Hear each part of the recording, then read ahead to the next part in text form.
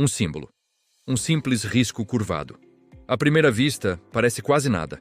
Mas por trás desse traço, existe um império que movimenta bilhões de dólares todos os anos, que molda culturas, que define tendências e que transforma o simples ato de correr em uma jornada épica. Essa é a história da Nike e do poder por trás do símbolo mais famoso do planeta. Para entender como um simples rabisco se tornou um ícone global, precisamos voltar no tempo para o ano de 1964. Nesse ano, dois homens com uma paixão em comum pelo atletismo deram o primeiro passo. De um lado, tínhamos Phil Knight, um jovem corredor universitário da Universidade do Oregon, com um olhar afiado para negócios. Do outro, seu treinador, o lendário Bill Bowerman, um homem obcecado por performance e inovação, alguém que via os pés dos atletas como uma obra de engenharia a ser aperfeiçoada. Juntos, eles fundaram uma empresa, mas não se chamava Nike. O nome original era Blue Ribbon Sports, ou BRS. A missão era simples: importar tênis de corrida de alta qualidade do Japão, da marca Onitsuka Tiger, e vendê-los nos Estados Unidos. O começo foi tudo, menos glamouroso. Phil Knight não tinha uma loja chique na Quinta Avenida. Ele tinha o porta-malas do seu Plymouth Valiant verde. Era dali que ele vendia os tênis, viajando de pista em pista, de competição em competição, conversando com atletas, entendendo suas necessidades e, claro, fechando vendas. Enquanto Knight era o vendedor, Bowerman era o inventor maluco. Ele estava constantemente desmontando os tênis importados, analisando cada costura, cada sola, cada material. Ele queria mais. Mais leveza, mais aderência, mais suporte. Sua busca pela perfeição era tão intensa que ele usava sua própria casa como laboratório. A lenda mais famosa e verdadeira é a da máquina de waffles. Um dia, durante o café da manhã, Bowerman olhou para a máquina de waffles da sua esposa e teve uma epifania. E se ele usasse aquele padrão quadriculado para criar uma sola de borracha? Uma sola que fosse leve, mas que tivesse uma tração incrível? Ele não hesitou.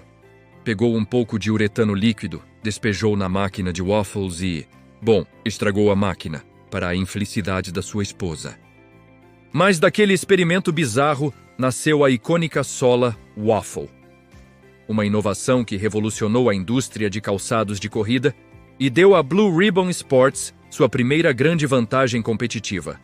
A parceria com a Onitsuka Tiger, no entanto, começou a azedar. Havia desentendimentos sobre distribuição, design e o futuro da marca. Knight e Bowerman perceberam que para realmente crescer e inovar sem limites, eles precisavam criar sua própria marca, seus próprios sapatos, do zero. Era hora de cortar o cordão umbilical. Em 1971, a decisão foi tomada. A Blue Ribbon Sports precisava de um novo nome, uma nova identidade. O primeiro funcionário da empresa, Jeff Johnson, teve um sonho uma noite. Ele sonhou com a deusa grega da vitória, uma figura alada e poderosa chamada Nike. Ele sugeriu o nome. No começo, Phil Knight não gostou muito. Ele preferia algo como Dimension 6. Mas o tempo estava se esgotando e Nike soava forte, curto e memorável. Nike foi o nome escolhido. Agora, faltava o símbolo. Eles precisavam de algo que representasse movimento, velocidade, vitória. Phil Knight procurou uma estudante de design gráfico na Universidade Estadual de Portland, chamada Carolyn Davidson. Ele ofereceu a ela um trabalho simples: criar um logotipo. Carolyn passou horas desenhando, rabiscando dezenas de opções. Finalmente, ela apresentou algumas ideias. Uma delas era um risco simples, curvado, que ela chamou de a listra. Knight, mais uma vez, não ficou impressionado. Ele disse: "Bem, eu não amo, mas talvez cresça em mim." Por esse trabalho, que hoje é reconhecido em todos os cantos do mundo, Carolyn Davidson recebeu um cheque de apenas $35. Anos depois, é claro, a Nike reconheceu o valor inestimável de sua criação e a recompensou generosamente com ações da empresa e um anel de ouro com o próprio símbolo que ela desenhou. O swoosh havia nascido. Com um novo nome e um novo logotipo, a Nike estava pronta para conquistar o mundo. E a década de 70 foi o palco perfeito. A corrida se tornou uma febre nos Estados Unidos. Milhões de pessoas começaram a correr por lazer, por saúde, por estilo de vida. E a Nike estava lá, no lugar certo, na hora certa, com o produto certo. Tênis como o Cortez e o Waffle Trainer se tornaram best-sellers, não apenas entre atletas, mas também entre o público em geral. A Nike não estava mais vendendo apenas calçados de performance, estava vendendo um estilo de vida. Mas o verdadeiro divisor de águas, o momento que elevou a Nike de uma empresa de calçados para um fenômeno cultural, aconteceu em 1984. A Nike decidiu apostar tudo em um jovem jogador de basquete, um novato que ainda nem tinha jogado uma partida profissional. Seu nome era Michael Jordan.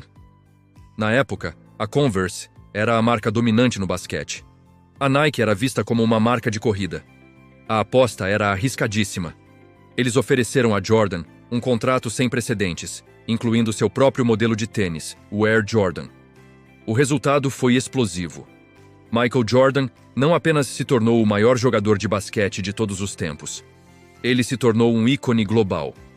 E o Air Jordan não era apenas um tênis. Era um símbolo de status, de rebeldia, de excelência.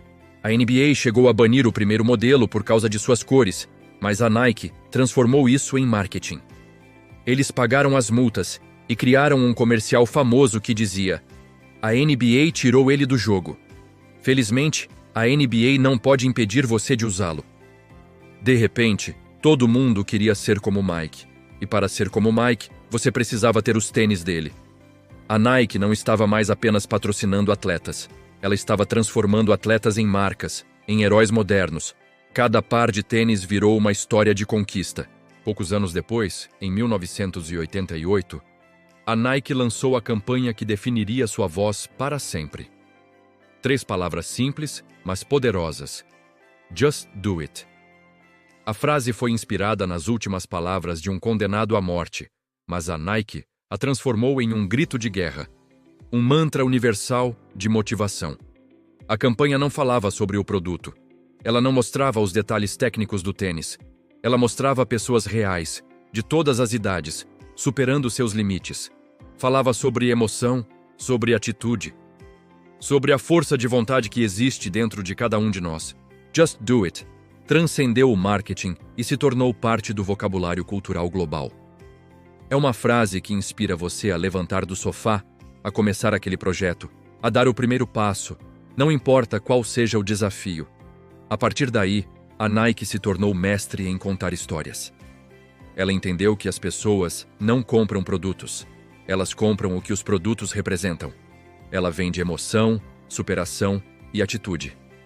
Cada comercial, cada campanha, cada atleta patrocinado, de Tiger Woods no golfe a Serena Williams no tênis, de Cristiano Ronaldo no futebol a LeBron James no basquete, todos contam uma parte da mesma grande história. A busca incessante pela vitória, não apenas contra o adversário, mas contra si mesmo. A influência da Nike foi muito além das quadras e das pistas de corrida. Ela invadiu a cultura de rua, a música e a moda. O swoosh, que antes era apenas um símbolo esportivo, se tornou um selo de autenticidade, de estilo, de pertencimento a uma tribo urbana global. Os tênis da Nike, especialmente modelos como o Air Force 1 e o Dunk, deixaram de ser apenas calçados para se tornarem telas em branco para artistas, designers e colaboradores. Eles se tornaram itens de colecionador, objetos de desejo que geram filas de quarteirões e movimentam um mercado de revenda de bilhões de dólares. A cultura sneakerhead nasceu, em grande parte, graças à habilidade da Nike de criar escassez, narrativa e desejo em torno de seus produtos. Hoje, quando você anda por qualquer grande cidade do mundo, de Nova York a Tóquio, de São Paulo a Paris, você vê o swoosh. Ele está nos pés de atletas de elite, de crianças jogando bola na rua, de executivos indo para o trabalho, de fashionistas nos desfiles de moda.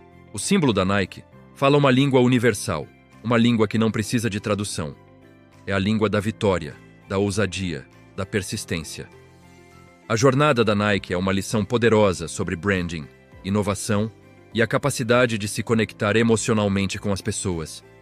Ela nos mostra que uma marca forte é muito mais do que um logotipo ou um produto. É uma ideia, é uma crença, é uma história com a qual as pessoas querem se associar. De um porta-malas de carro cheio de caixas de sapato a um império global que define o ritmo da cultura esportiva e de rua, a história da Nike prova que o sucesso não vem do conforto ou da conformidade, mas sim do movimento constante, da coragem de arriscar e da vontade de quebrar barreiras. Porque, no fim das contas, a mensagem que a Nike vende há mais de 50 anos não é apenas sobre esporte. É sobre acreditar em si mesmo, é sobre tentar, sobre falhar e tentar de novo, e finalmente sobre vencer. Esse é o verdadeiro poder por trás do símbolo mais famoso do planeta.